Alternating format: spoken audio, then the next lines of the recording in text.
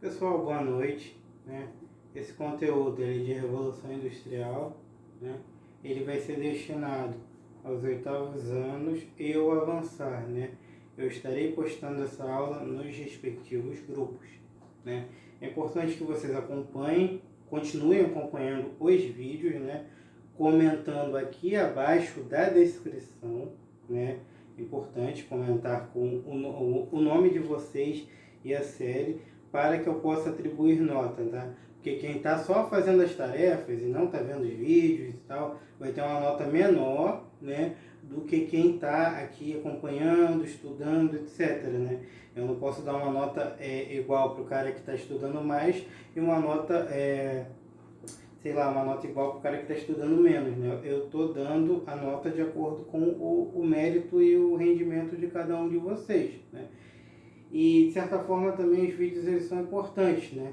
Porque vocês precisam ter conteúdo fixo dentro de vocês. Como eu expliquei em vários outros momentos nas nossas aulas, né? No primeiro ano, a partir do primeiro ano do ensino médio, vocês vão começar a fazer o PSC, né? Que é um vestibular dividido nos 3 anos do ensino médio, que vai possibilitar que vocês entrem para a UFAM, Universidade Federal do Amazonas, que é pública, gratuita, é um direito de todos vocês, né? Então, ao invés de ficar pagando boleto numa faculdade de uma qualidade não tão muito boa, é importante que vocês ocupem esses espaços, né? E vocês só vão poder fazer isso estudando, né? E estudando o quê? Revolução Industrial, né? Que cai nesses exames, né? Enem também, né? No terceiro ano do ensino médio, já caiu a Revolução Industrial, né? Na época que eu fiz, caiu. E em diversos outros momentos caiu, né? E é importante que vocês tenham em mente todas essas dinâmicas históricas, né? Nas outras aulas, né, nós estudamos um período que eu nomeei de pré-revolução industrial, né? O que é isso? A transição das antigas lógicas camponesas, das antigas lógicas camponesas, né, para a lógica da cidade, né? O que seria isso?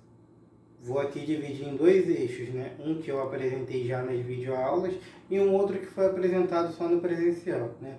O primeiro é o do tempo, né? A noção de tempo, ela vai ser violentamente alterada pela indústria, né? A indústria é encabeçada por alguns setores da gente e setores da burguesia, né? Que noção de tempo você tinha antes, né? A noção de tempo orientado pelas tarefas, né?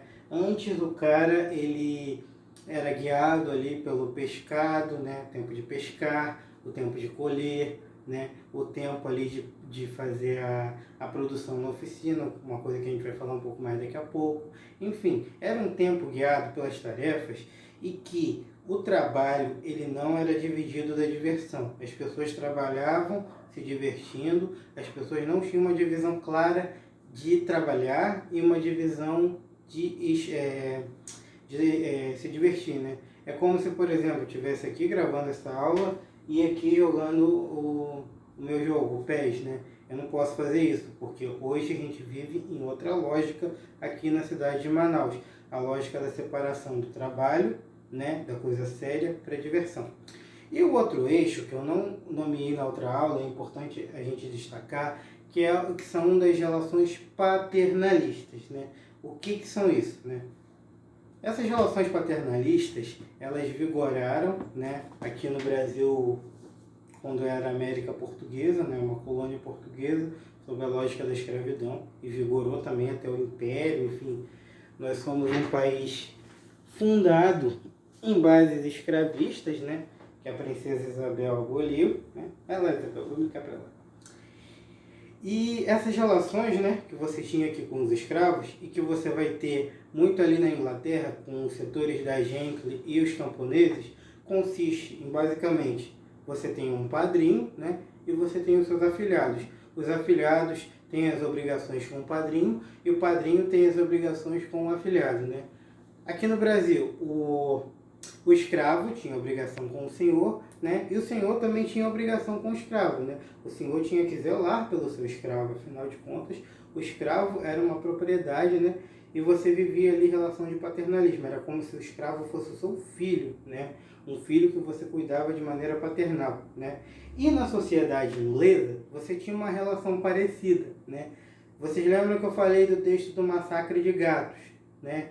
Que eram os artesãos funcionários que se revoltaram e mataram os gatos porque estavam sendo negligenciados, né?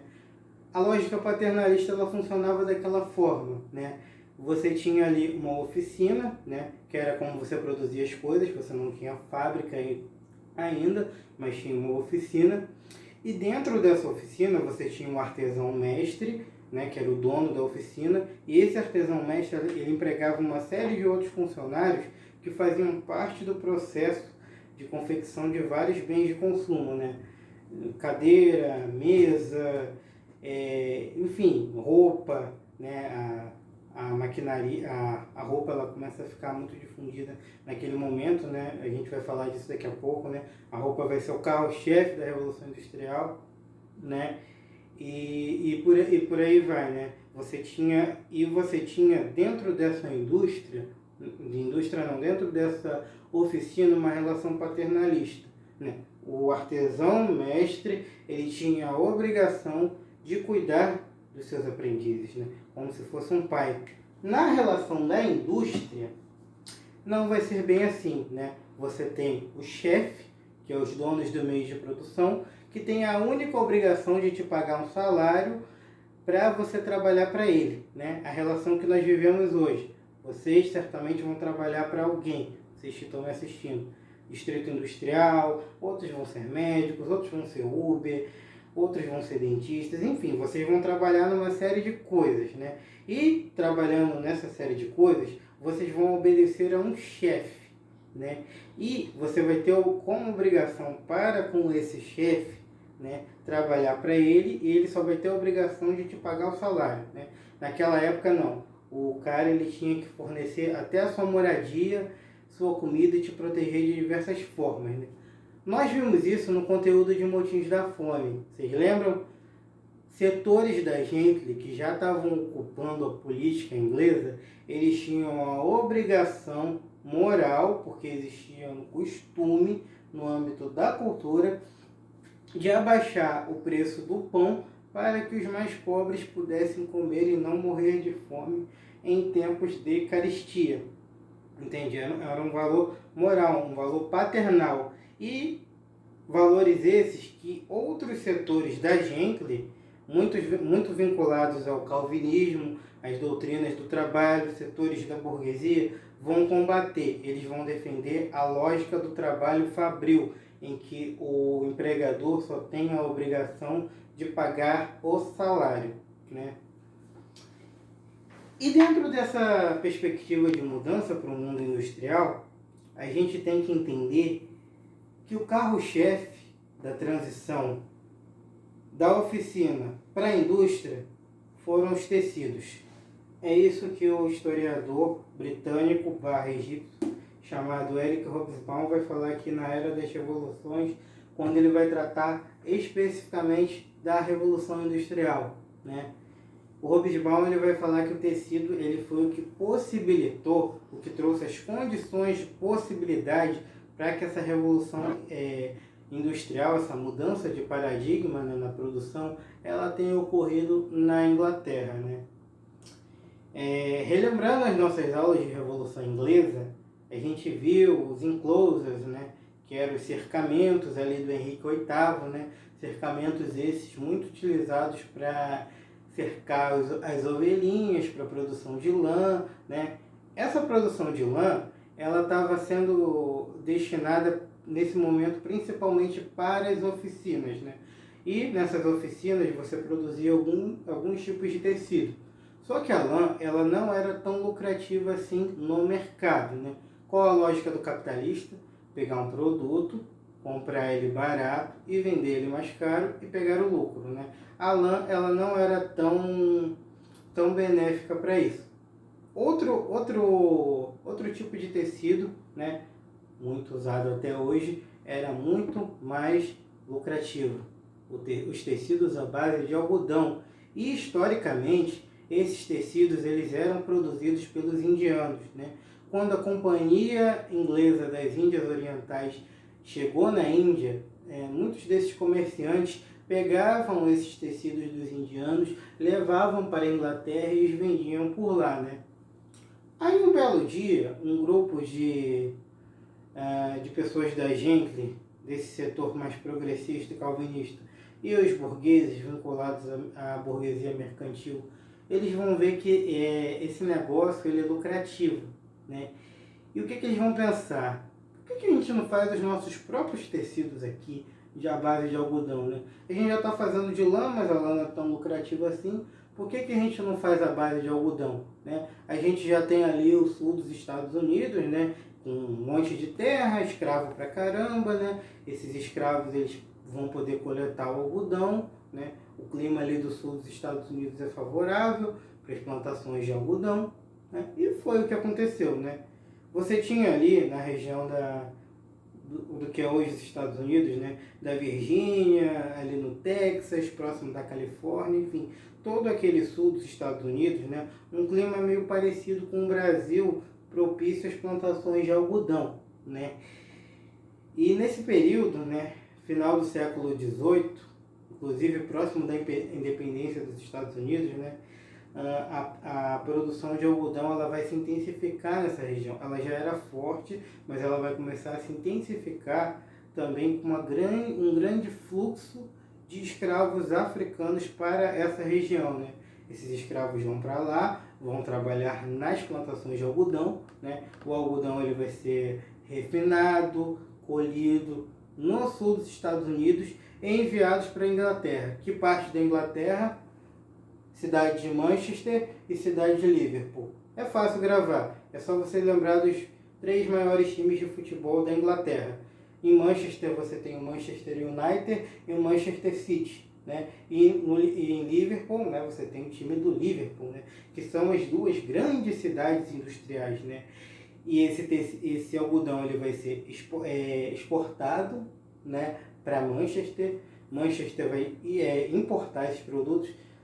É um momento até para você lembrar de conceitos da geografia. Exportar é quando tu está vendendo. Importar é quando você está comprando. Vou repetir mais uma vez. Importar é comprar, exportar, vender. Isso é muito importante, guardem isso, né?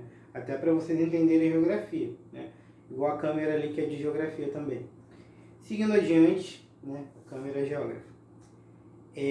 Você vai ter, né, esse afluxo de algodão para Manchester e para Liverpool, né? E vai ser basicamente esse o grande berço da Revolução Industrial, né? Os grandes capitalistas, né, eles não vão querer sofrer riscos, né? Porque o capitalista, até hoje ele é assim, ele é um cara que não quer sofrer riscos. Ele quer uma coisa que ele já conheça para que ele possa lucrar, né? O pai de vocês devem ter pai, sei lá, que trabalha, que é dono de lanche, que é dono de de uma barraquinha de pipoca na esquina, enfim. O pai de vocês, ele conhece esse segmento, né? E o empresário naquele momento, o empresário britânico, né, ele conhecia o segmento de tecidos e sabia que aquilo era lucrativo. E sabendo que aquilo era lucrativo, né, eles pensaram numa genialidade, né?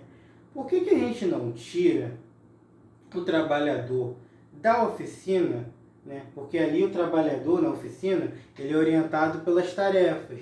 Ele é o cara que está se divertindo e trabalhando ao mesmo tempo, né? Ele não consegue produzir em larga escala. Por quê? Porque ele não está trabalhando, ele está fazendo festa, ele está trabalhando enquanto está bebendo com os amigos, enfim. O trabalhador ele não está focado. Vamos botar ele num ambiente que ele está focado. E foi aí que nasceram as fábricas, né? Entendam, meus amigos, meus alunos. Os maquinários da fábrica surgiram antes da fábrica, né? O tear, todo aquele arcabouço de fazer tecidos, tudo isso surgiu muito antes das fábricas e já era usado nas oficinas. A Revolução Industrial, ela não teve, no primeiro momento, um grande avanço técnico. Ela não criou grandes máquinas. Mesmo a máquina a vapor, que vai aí melhorar as fábricas, ela foi muito utilizada, ela se utilizou de conhecimentos que os físicos da época eles já conheciam. Então eram máquinas muito baratas, né? Que já existiam, muitas delas, na oficina. A diferença da fábrica é que ela vai ser um ambiente fechado, sem janelas, com supervisores, e esses supervisores controlam a produção do trabalhador, né? Ali o trabalhador ele não vai poder mais se divertir enquanto trabalha, ele vai só trabalhar, só ficar ali. Alguns de vocês devem ter pai ou mãe que trabalha no distrito, sabe que lá é assim, né? O trabalhador entra na fábrica, ele se fecha de tudo, não pode ficar mexendo no celular, não pode ficar mexendo em nada, e ele se foca apenas naquele trabalho, né? Porque essa é a lógica do capital. E fazendo isso, né, os ingleses eles conseguem maximizar a produção, né? A grande diferença do trabalho artesanal para o trabalho da indústria é que o artesão ele produz uma coisa que você está precisando. Por exemplo, eu estou precisando de um ventilador, né, que está bem ali no meu cenário. Então eu vou no meu artesão, falo, artesão, eu quero um ventilador. O artesão faz em alguns dias, né? O capitalista ele faz isso e ele vai além. O capitalista ele faz coisas que você nem sabe que precisa, mas ele vai fazer com que você saiba que precisa, né?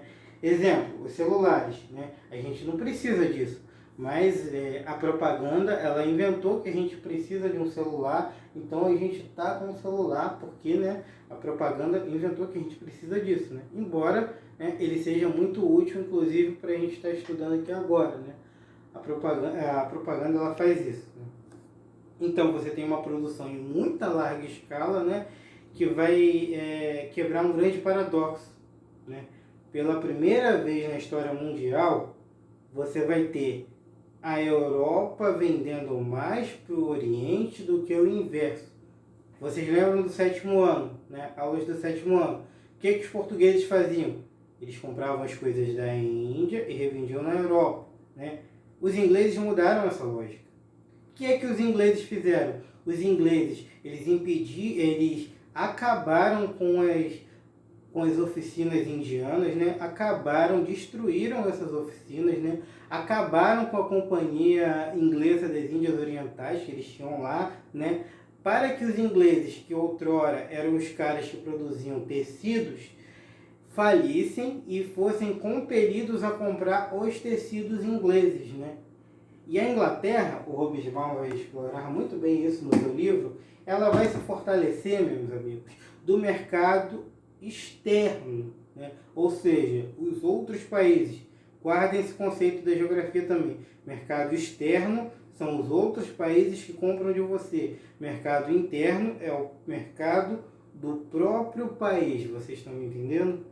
Beleza. E a Inglaterra ela vai se fortalecer justamente disso. O Hobsbawm ele faz vários estudos estatísticos e ele constata que tudo que a Inglaterra vende para outros países é maior do que aquilo que circula dentro da própria Inglaterra. E isso vai possibilitar, meus amigos, um ganho muito grande de capital. Só que o capital ele tem problemas, né? Porque o capitalista ele vai fazendo tanto dinheiro, que chega uma hora que ele não sabe mais onde enfiar esse dinheiro, né? Ele vai ficando tão rico que ele não tem a opção de fazer outra fábrica ou de melhorar ainda mais a produção dele. E foi nesse momento que surgiram as ferrovias, né? E o Hobsbawm ele fala disso. As ferrovias, gente, elas não eram tão lucrativas assim. E ele fala que a Inglaterra era uma ilha e não precisava tanto assim de ter ferrovia, né? Ele fala que cada ponto do interior da Inglaterra, 70 quilômetros para frente era o litoral. Ou seja, você conseguia fazer todo o comércio via marítima, né? Lembrando que Manchester e Liverpool são cidades litorâneas, né? Assim como Londres, que tem ali o rio... Esqueci o nome do rio, mas enfim, não importa agora. Eu não sou geógrafo mesmo. Enfim, você tem cidades litorâneas e elas... É ali que se concentra a indústria, né? A ferrovia, ela serviu muito mais como um sonho de você unir o país por terra do que como uma necessidade econômica, né? Você tem ali seu dinheiro parado e você pega e gasta todo esse dinheiro parado em uma coisa que é útil, né? Embora não tão lucrativa assim. Eu vou dar um exemplo prático para vocês da minha vida. Eu estou em quarentena, estou sem poder sair, sem poder ir para o shopping, sem poder fazer nada, né? Eu fiquei com dinheiro sobrando. E o que eu fiz? Eu comprei várias coisas para ficar em casa, né? Justamente por isso, quando você tem dinheiro sobrando, você tem que inventar meios de gastar esse dinheiro. Esse dinheiro não pode ficar parado, porque dinheiro parado, né? Dinheiro parado não serve para nada. Você vai morrer e o dinheiro fica lá, né? Você precisa gastar o dinheiro com alguma coisa, né? E o Hobsbawm, ele vai falar que a expansão das ferrovias na Inglaterra, né, ela vai possibilitar o crescimento da indústria do carvão. E o carvão, meus amigos, ele vai ser assim, o bambambam, assim, a fonte principal de energia da Revolução Industrial naquele momento, né? Todas essas fábricas que eu estou falando para vocês, elas vão ser movidas a carvão nesse momento, né? A segunda Revolução Industrial já vai mudar isso para outro patamar, né? Os franceses, japoneses, americanos, alemães, toda a galera que vai copiar a Inglaterra na segunda Revolução Industrial, eles vão começar a ver a importância do petróleo, né? Que, somado ao plástico, né, oriundo da borracha, conteúdo que eu dei para os seus colegas do 9º ano, né, vai aí possibilitar voos muito maiores que o carvão permitia naquele momento, né? Enfim, é importante destacar dentro disso tudo, né, que você tem, com esse processo de revolução industrial, uma mudança no cenário da Inglaterra, né? A Inglaterra, todos os trabalhadores eles são empurrados de vez do campo para a cidade, né? Esse processo ele começa com o Henrique VIII, né? E com o advento da indústria, né? E a quebra das leis paternalistas, você tem esse processo acentuado, né? Porque a ala da gente a favor da burguesia e dos valores calvinistas vão pouco a pouco acabar com as leis protecionistas, né, aos camponeses, né? Essas leis vão matar muitos camponeses de fome, né? E o cara, ele vai ver, pô, eu tô morrendo de fome aqui, o que eu vou fazer? Eu vou trabalhar, né, numa fábrica lá em Manchester, né? Porque se eu ficar, porque, né, eu amo muito isso que é não passar fome, né? Que é o que acontece aqui também no Amazonas, né? O sujeito mora lá em Codajás, uma cidade sem grandes perspectivas, né? Vê ali o dono da cidade comandando tudo, ele vê, eu vou para Manaus trabalhar na Moto Honda, né? Porque na Moto Honda eu vou ganhar 2 pontos, vou poder ter uma moto, e aqui em Codajás eu vou passar fome. E ele vai e migra de Codajás para Manaus, né? E parece até que é viagem da minha cabeça, mas não é. Manaus concentra grande parte da população de um estado que tem o território de 2 Franças, né? E ele concentra tanta gente justamente porque os interiores não tem nada, né? São tipo terra arrasada mesmo. E as cidades elas concentram grandes indústrias, né? Um processo similar ao da Inglaterra, né?